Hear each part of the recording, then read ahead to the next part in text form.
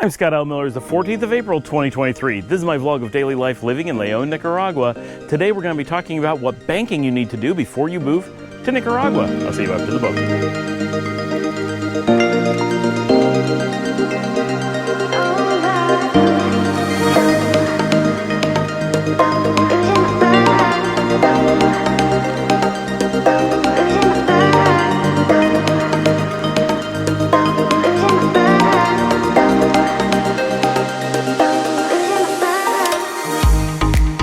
I get a surprising number of questions of people wondering what they need to do about their banking and how they need to open a bank in Nicaragua and move their money and everything before they move. And this is important. We need to talk about it. And I'll talk about my day at the end. Nothing too exciting. So this is actually a big surprise for me because really banking when you're moving to Nicaragua, and at least until you've lived here for a long time, is incredibly simple. In most cases, it is as simple as this. Get yourself a good bank account in the United States. Make sure that it works well. You have access to it. You know how to work with them. They know you're going to travel. They don't require an American cell phone for SMS. We had someone who just had that problem that even though he's got a cell phone, even though he's got texting, they decided that his texting service wasn't good enough. Even though he had an American cell phone, they didn't like the carrier he had and refused to use it, gave him some silly excuse that it wasn't really a cell phone, even though it's a cell phone, and an American one, right, from a major multi-billion-dollar company. And they're like, nope, not that one. You have to go with one of these. That's a ridiculous situation. Make sure you don't have those problems. Make sure you have a good bank that's going to work with you, that's secure, and that doesn't have high transaction fees, and maybe doesn't even have any transaction fees for foreign ATMs. That's going to be pretty tough to find. They can exist. But that's what you need. And I highly recommend that you have at least one backup bank account. Nobody, even people who aren't traveling, should really live with only one bank account. Sometimes you have problems and you need another bank account to be able to maneuver things, and you don't want to be setting that up when there's an emergency. When you're traveling, doesn't matter if you're relocating to Nicaragua or simply going on a trip to England, it's important to have some means of having access to money, and one of the ways you do that is by having multiple bank accounts with multiple cards. I recommend that you have debit cards from different places like MasterCard and Visa. Make sure you have a variety of things so that if one has a service problem or one is not accepted somewhere, you have an alternative. Trust me, it's worth it. Even in the United States, sometimes you have a card that doesn't work that day. When you're traveling, the chances that something's not going to work gets higher. And keep in mind, internationally, only Visa and MasterCard are widely accepted. Yes, American Express will work many places. Discover will work a few, Diners Club will work somewhere. It's not that you shouldn't have them and can't consider them, but be prepared that only Visa and MasterCard are going to be widely accepted. That's really all you need. Now, I recommend you also have credit cards. For most things, you're going to want to use credit card transactions. I use a Chase Sapphire card. I've had incredibly good luck with them. Again, I would recommend you have multiple credit cards. If you can, multiple credit cards that don't have foreign transaction fees. You want to be avoiding foreign transaction fees if at all possible. Those are the things going to get you. But if it's purely a backup card and you're not going to use it that often, it's just for emergencies, not really a big deal. Just have a credit card with no annual fees. But for your main cards, having an annual fee may not be a big deal. You might be willing to pay that because you're getting the no transaction fees and a bunch of other things. I know that Charles Schwab, Chase Sapphire, these are some of the ones that are well known for being great for travelers, but there's lots of options out there. Check with your bank or banks that you like, or look around for cards. There are lots of websites that make their money recommending specific cards, and they get a kickback for that. So I'm not saying that they give you good information, but there's a lot out there that lists those things, and I am in no way a definitive resource. I can simply tell you the one that I use and that I've had really good luck with it, and I know a lot of people are using Charles Schwab.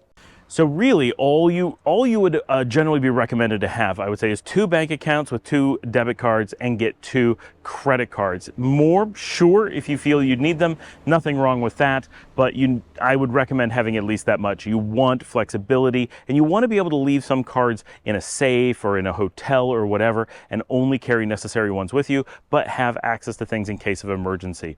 Also good if you have someone back home who may be able to go to the bank and work on your behalf in case there is a problem.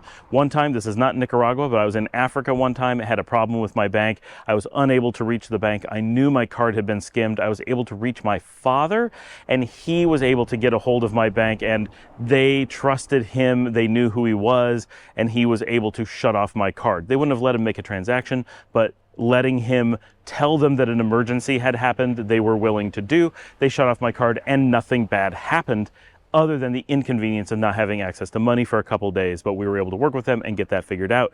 Those kinds of things can happen. I've never heard of that happening in Nicaragua, but that I haven't heard of it in no way suggests it's not going to happen to you. You need to be prepared for those kinds of things and just be aware that card problems can happen, and you need some amount of flexibility, because unlike the United States, you won't be able to just go down to the local bank and talk to a teller in person. You're not going to be able to just do transactions easily wherever you are. You're going to have to actually do everything online or get on a plane and fly back to the US to deal with your banks. Generally, that doesn't really come up, but in case it does, you need enough flexibility to be able to handle those things. A bird just crapped on my hat while we were doing this shit. That just happened. Seriously. Okay. I've just been noticing all the birds that were in the tree while I was talking. Okay, so that's what you need to do in the States. And the question becomes, what do you have to do when you get to Nicaragua? How do you open your bank accounts? The easy answer is you don't. You do not do banking in Nicaragua.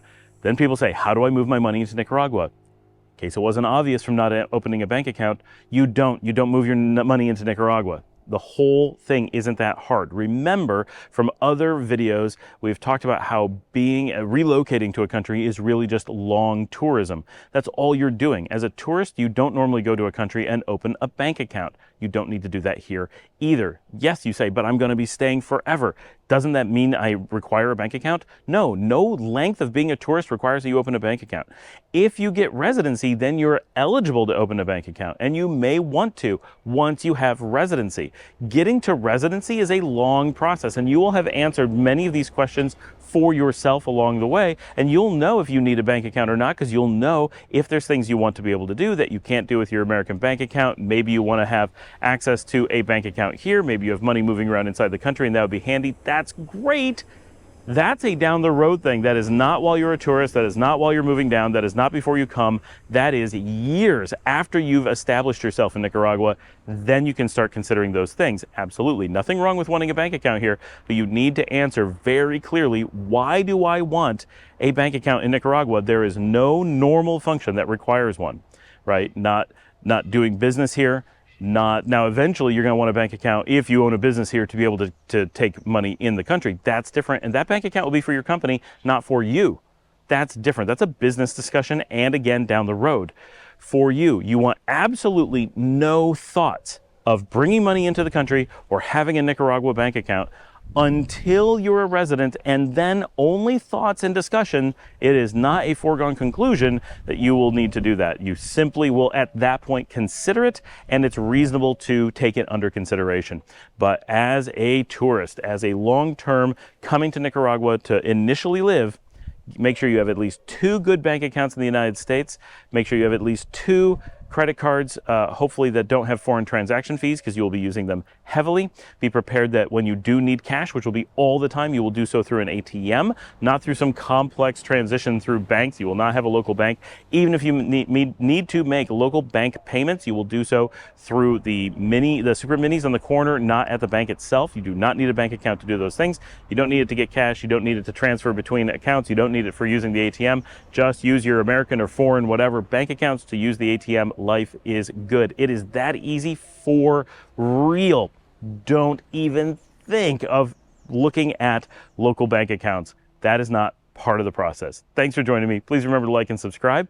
If you'd like to support the channel, you can buy me a coffee. I obviously need to pay to have my hat cleaned, so that would be very much appreciated if you helped pay for that at buymeacoffee.com/ScottAllenMiller. Share on social media, tell your friends about the show, and of course, get down in the discussions and talk about your questions about banking, what you're worried about, what you think you need to do. Ask if something's going to work, or whatever. Let's talk about it. And on to my day. Normal work day. It is Friday. This evening we went out and had a celebratory dinner for Paul. We went to Sua, had some friends join us there, and had a quiet dinner. Very hot out tonight all day. It's about 100 degrees.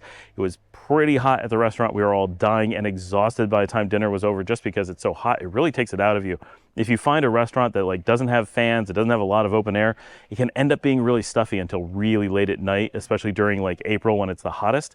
So, that was a bit much. If we sit in the window, it's pretty nice. Then we wanted to go to Via Via and see a band that was playing live there. So we went, we got there at 8, we got a decent table, but we don't know exactly what was going on. It seems like they were making a music video, but to us, it just sounded like a really bad sound check for an hour and a half. We sat through it, and by the end, we were all over it. We did not want to hear the band play. We wanted nothing more to do with it. We weren't sure if the band was ever playing by the end. We sat there for so long listening to them like practice and rehearse, and it sounded pretty bad because apparently they were doing something like trying to make a music video. So I feel kind of badly leaving, but we were exhausted and totally over it before they started playing. We had already like gotten our check and paid the bill, and we're walking out the door. And then they appear to have played their first song, but they had appeared to play songs for an hour and a half. We were never clear what was going on. So I guess maybe they were starting to actually put on a concert by the time we left, but it may have just been one song. They may have done the same thing and played that one song in pieces for hours. I don't know. So unfortunately, we were told it was supposed to be a good band. We were very, very disappointed in the experience. And that was our evening. We were all very tired, so chalk it up to heat and exhaustion, but not for 5 out of 6 of us to be like, we don't want to be here, we just want to go home. It does not say a lot for a band. They literally drove the largest table in the restaurant out for the evening. So if you're going to do a music video or rehearse in a restaurant for an hour and a half, you at very least need to tell people we're rehearsing for a while. And because they say they're starting at 8, and we accept that most places they say they're going to start at 8 and then they actually start at 9, maybe 9:30.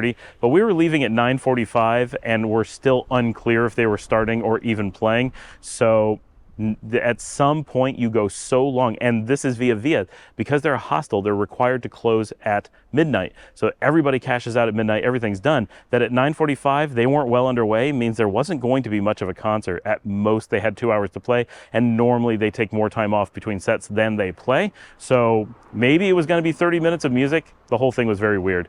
That was our evening. Like and subscribe. I will see all of you tomorrow.